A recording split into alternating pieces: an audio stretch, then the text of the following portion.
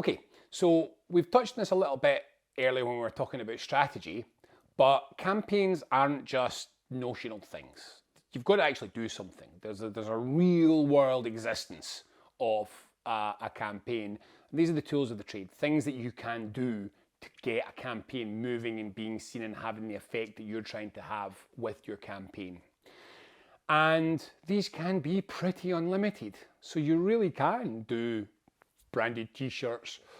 You really can do big, expensive press stunts. You can do benefit shows, art stunts. There's so many things that you can do to build a campaign. And you're going to have to, because a campaign doesn't campaign itself. You need to build it out of something. But it's worth thinking about what these range of things are, because there's actually only so many things, broad categories of things that you can actually do. So, for example, in fact, I'm going to boil them down to basically about 5. There's basically about 5 categories of things that you can do, and it'll help you think about organizing them and categorizing the things that you could do in ways that you can balance the things that you need to achieve. So let me give you an example of the 5 things. Thing number 1 is provide information. So anything that you do with your stunt can be providing somebody with information that helps them to get towards what it is that you want to do. Now that could be, it's fairly straightforward providing information. It could be a flyer with something that they need to know in a tight, punchy form. It could be a briefing. So you might do 2 sides of A4 to explain to a politician why exactly it is that the health benefits of the health harm of an incinerator is going to be terrible for your community. Could be more detailed. I was recently involved in a campaign to try and save Biggar's bonfire, traditional Hogmanay bonfire, and we were getting hassle about risks, so we managed to find locally 2 people who were capable of doing a paper on the thermal risk to actually explain what was the impact of the heat of a bonfire going down towards infrastructure underneath it. It could be a video. Information can be giving evidence in a session. It can be talking. It can be a public meeting. So and incidentally, you can give information without words. You can use images to give across ideas. So if you want to show let's say you wanted to campaign against a certain kind of flammable cladding, you just show a photograph. This is the cladding, the name of the cladding on fire. That can give people information. So there's lots of ways you can do it, but equipping people with information is one of the key things that you can do. Second thing that you can do, second category of thing that you can do, is that you can give people awareness. Now, I'm going to really caveat this, and there's a reason I didn't put awareness first. You might think that awareness is the first thing you do. But I'm going to warn that probably nothing is more likely to bog a campaign down than as soon as it starts getting into the territory of raising awareness, right? So raising awareness is never an end in itself. Remember when I was talking a few episodes ago about the need to know exactly what you're trying to achieve and the suggestion that nobody ever campaigned just because, right? Well, raise awareness is quite often what people who don't do campaigning suggest they can do if they don't know what to do. So to raise awareness, to let people know that we are here, is an action. It's not an outcome, it's an action. And quite often it's an action that's quite easy to do. It's quite comparatively easy to arrange yourself to be seen. T-shirts, mouse mats, posters, public events, social media, videos, all that kind of stuff. But here's the point. If you're raising awareness for the sake of raising awareness, you're wasting your time. Raising awareness is a tool towards achieving something else. And I can only emphasize this enough. There are campaigns which go out of their way to lower awareness, right? So a corporation, An oil company lobbying against climate change legislation does not want the public knowing they are lobbying against that. They don't want awareness of it. But it can be useful. So for example, if you're trying to build momentum, you're trying to gather more people from your community to support your campaign, or to be able to get the politician to make a decision, you need some public pressure on them, then yes, awareness raising can be very useful. Now, awareness raising can be just about anything. I mean, literally, it can just be t-shirts, or it can just be a web page saying about us, or it can be putting leaflets, letters, flyers through doors. It's not particularly difficult to raise awareness. It can be important, it can be effective. I'm just emphasizing it is never an end in itself. So 3, you can create tone.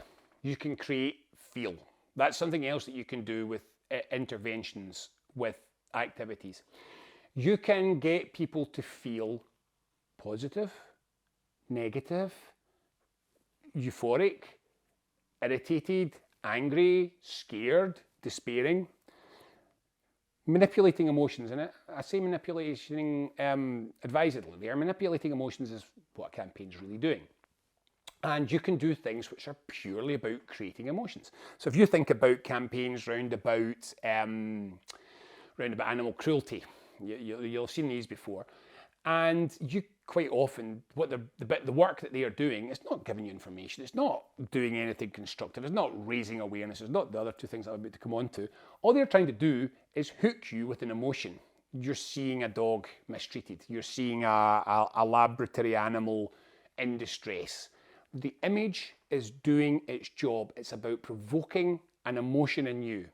So there's all sorts of ways you can do that. You can do it with images, you can do it with the tone, the mood of things. So you can have events which are designed to give over a message. So for example, if you want to give over the message that you are, people feel relaxed about you and cozy and friendly and able to engage, organise a community picnic. That's not, it doesn't provide information, it doesn't really do anything. It sets the tone. You're a community group, you're happy, you're family, you're inclusive, you're the whole thing. So there's lots of ways that you can set tone, and it can be very useful. Again, none of these are aims or goals in themselves. They're parts of the tools that you can use to build up a campaign, to put yourself into the position that you want to be in. The fourth thing that you can do with your tools, the fourth category of thing that come across is, I'm going to use this phrase very loosely, is to bribe somebody. Now, I'm not suggesting that you should be taking packets of brown paper envelopes with bundles of money around. When I say bribe, what I mean is that what you're doing is you're giving the person that you're providing, the person you're communicating with, the person you're targeting, you're telling them that the thing that you're doing will give them a big benefit. So this is the economic, if information is the first category, economic impact assessments are never about information. It's not about providing information. If a big business does a economic impact assessment, it's a bribe. It's telling you and your community that you can get 500 jobs if you support a planning application. If you go to a politician and you say that this initiative will give you somewhere, if you back this fancy new brilliant village hall, they'll have somewhere that they can be right in the heart of the community doing their surgeries, doing their whatevers. There's all sorts of ways you can bribe people, and we covered it a little bit in the section on knowing your opponent and empathy. But if you can make people's lives easier, you can tell them that their life is going to be easier or better afterwards because of them supporting the thing that you do, you can get that message over to them in little packages. So for example, you can do a mock-up of what a community centre in the street would look like. You can go and do some Google searching about the benefits of not having, let's say that what you're trying to do is you're trying to get the council to give you rates relief on an empty premises in your high street where you want to do a community cafe or a community event, you can go and ask for, and you want, what you're trying to do is you're trying to get a rates relief. You could go with a bit of research that you can do yourself on the internet on the merits to a high street and its health of not having empty buildings, or alternatively, the way that having empty buildings, empty shop fronts depresses the mood in a community. These are all things which are, often they're notionally about providing information, but that's not what you're doing at all. Sometimes information speaks for itself and you do just give it to people just so that they have it and they can understand it. But often what you're trying to do is you're trying to tell them there's something in this for you. There's something, I'm bribing you with this piece of information, which is going to make you more likely to go along with what it is that I'm bribing you with. So you can bribe people. And then finally, and I put it at the end because it is not your only tool. Don't go there straight away. People tend to do this too much. But you can make an absolute nuisance of yourself. Be a pain. These are things you can absolutely do. This is where we get to the protest, sit-in, occupation, or even just simple things like putting a press story out which is really negative of a politician, saying they've completely betrayed us, or anything like that. Now, I cannot emphasise this enough. A lot of community campaigns thinks that's their only tool. We've got to go in swinging early on. It's not your only tool, as I'm trying to point out. It's only one of them. Can be one of the most effective, but it's also one of the ones that's most likely to backfire. So if you really make yourself a pain for a politician that you're working with or you're trying to target, you might just cut yourself off from your ability to talk to them. So be very careful about how you use pain. But this is probably the area where you've got the widest range of things popping into your head about ways that you can make yourself a nuisance of yourself with a local authority or a government department or whatever it is that you're trying to fight. So it's a very valid thing. I just warn one thing about making a pain of yourself: always offer a route back. So it was one of my favourite quotes is from the former miners leader, the late Mick McCarthy, who was describing his negotiating strategy. And what he said was, give the other side the roughest ride of their life, but make sure they've got the bus fare home. So I can't emphasise this enough.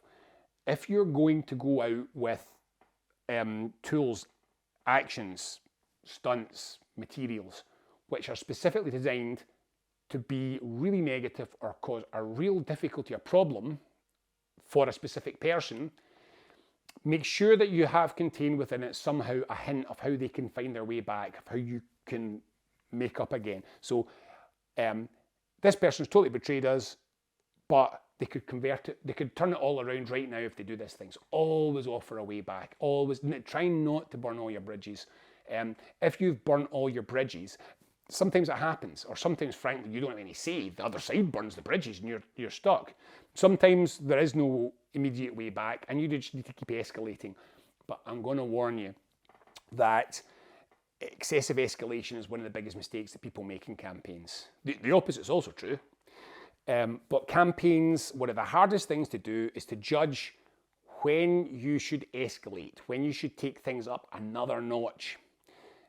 Generally, people go one way or the other. They tend to think that they've earned more of a right to escalate than they actually have. And that's just they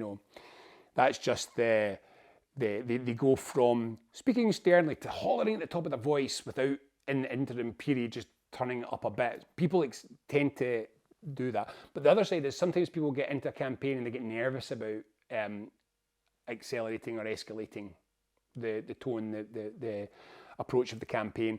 That's can be equally a problem. You've got to be able to push upwards and increase the heat at varying times in a campaign, or it's quite likely your campaign's going to run out of momentum and it won't be successful. So when I say that you can make a nuisance of yourself, you definitely can.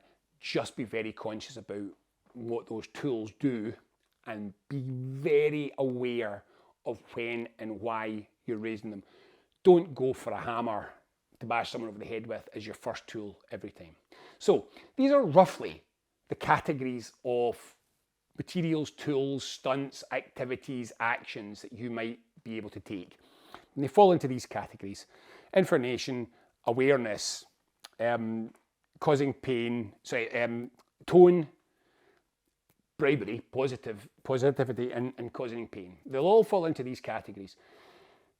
Early stages and repeatedly, especially when you're trying to generate momentum for a campaign that's been going for a little while, just think about what all these things that you might do in these categories are, but also think really hard about where you are in your campaign at this moment.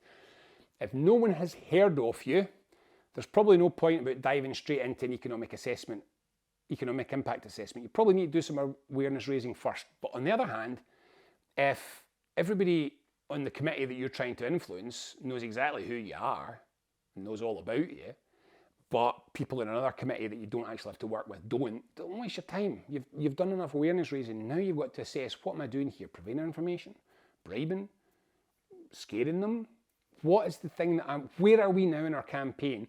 And that'll help you to assess the different kinds of activities that you can be engaged in and pick which ones are the right ones for this moment in the campaign where you are. So just be conscious that campaigns are built from things. There's a massive range of them. Seriously, there's so much creativity that goes into campaigns all over the world, but they always fall roughly into these sorts of categories. So work out, what are you trying to do at any given moment, and think about all the things that you could do in that. And this gives you the actual building blocks of the things that you will do in a campaign. Work them out early, revisit them often, and just say to yourself at given times, right, where are we now? What do we need to do now? They all seem terribly ill-informed about this, despite everything that we've been doing about creating tone. Right, so there's an information problem. Why is the way that we've been providing information so far not worked? What can we do to get this information over to them more effectively? Who's got any creative ideas, folks? Just chat over it. You will come up with something. Once you've done that, you're on your way to building a full campaign. For each of the short videos in this course on how to build up a campaign, you'll find on the Commonweal's Campaign Centre there is a little worksheet which will recap the things we've just talked about, will give you the key learning points that you need to remember, and it'll give you a couple of little exercises that you can try out to put these skills into practice for real. If you go to Commonweal's Campaign Centre, you'll find all the materials there. Give them a shot, see how you get on with them, and if you've got questions, don't hesitate to drop an email, or better still, put a message into Campaign Centre. There'll be lots of other people with campaign experience who are there and who want to help you develop and build your skills.